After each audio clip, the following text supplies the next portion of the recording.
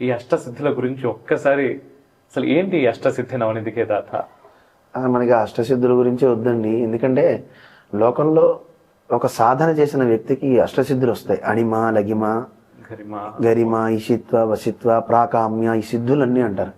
అంటే అవసరమైతే వాడు చిన్నగా అయిపోతాడు, పెంచుకోవాలంటే ఆకారాన్ని పెంచుకుంటాడు.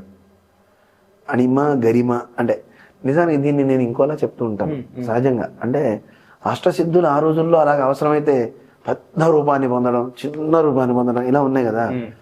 నాకు అనిపించింది ఏంటంటే ఎవడు దైవం పట్ల ఇష్టం వచ్చినట్టు ప్రవర్తిస్తాడు అలాంటి వాడి ఎందుకు గరిమ చూపించాలి అన్నట్టు.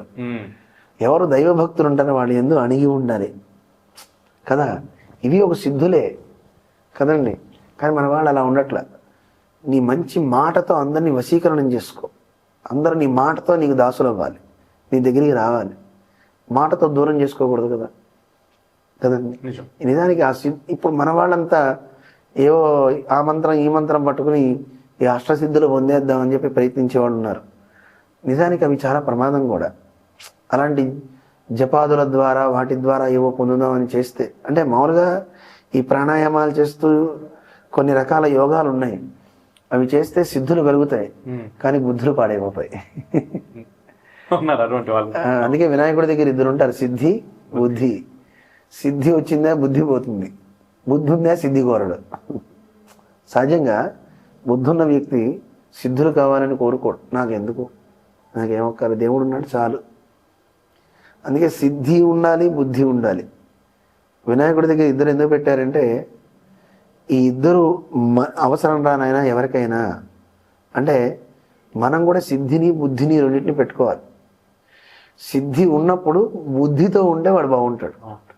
సిద్ధి ఉన్నప్పుడు బుద్ధి లేకపోయినా పనులు చేసాడు అనుకోండి, బుద్ధి లేకపోతే వాడు అందరితో తన్నులు తింటాడు, లోకానికి వాడు అపకారాన్ని చేస్తాడు. అసలు లోకానికి అపకారం, వాడికి వాడే అపకారం చేసుకున్నవాడు అవుతాడు. అక్కడ ఏం జరుగుతుందో తెలుసుకోవాలని యోగంలో ఉండి చూడకూడని దృశ్యాలు చూడడం, వశీకరణం. ఇప్పుడు ఈ మధ్య అది కూడా ఒకటి, నిమిషాల్లో చేతబడులు చేయబడును, వశీకరణం చేయబడును.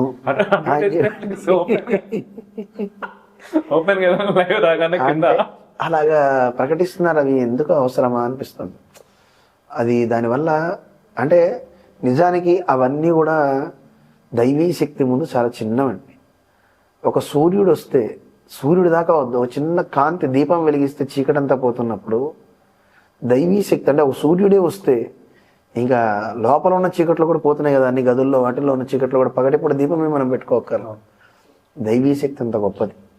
దైవీ శక్తిని పొందినవాడు ఎప్పటికీ చెడిపోడు, వాడి బుద్ధి బాగుంటుంది, వాడికి దానివల్ల సిద్ధి కూడా కలుగుతుంది. అందుకని నేను సిద్ధుల గురించి ఎక్కువ మాట్లాడదలుచుకోలేదు. ఎందుకంటే దైవాన్ని పట్టుకుని మనం హాయిగా ఉంటే చాలు. ఇక నిధుల సంగతి అంటారా, సన్నిధి గొప్పది తప్ప ఈ నిధులు గొప్పవి కావు. అందుకే నిధి సుఖమా సన్నిధి సుఖమా అని త్యాగరాజ స్వామి పాడారు కదా. నిధి అంటే నిధి పక్కనకు వచ్చాయనుకోండి, దేవుడు ఇస్తాడు, ఆయన నవనిధికే దాత ఇస్తాడు.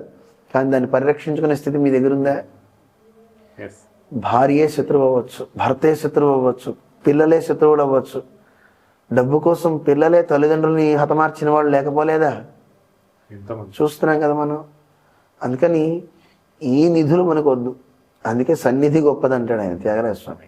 రామా నీ సన్నిధించాలి నాకు, అదే సుఖం నాకు అని.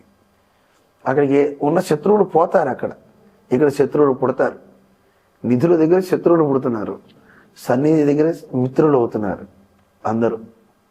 అది ఏది మంచిది ఆలోచించండి. అందుకని ఆ సిద్ధి నవనిధి హనుమంతుడికి ఇచ్చి ఆయన ఏమి ఇవ్వాలో అవే ఇస్తాడు తప్ప వీళ్ళు కోరే నవనిధులు ఇవ్వడు కదండి. నిజమైన నిధి రాముడే కదండి. ఆ నవనిధి, కొత్త నిధి. అక్కడ 9 నిధులని అనుకోవద్దు. నవనిధి అంటే కొత్త నిధి అనుకుందాం.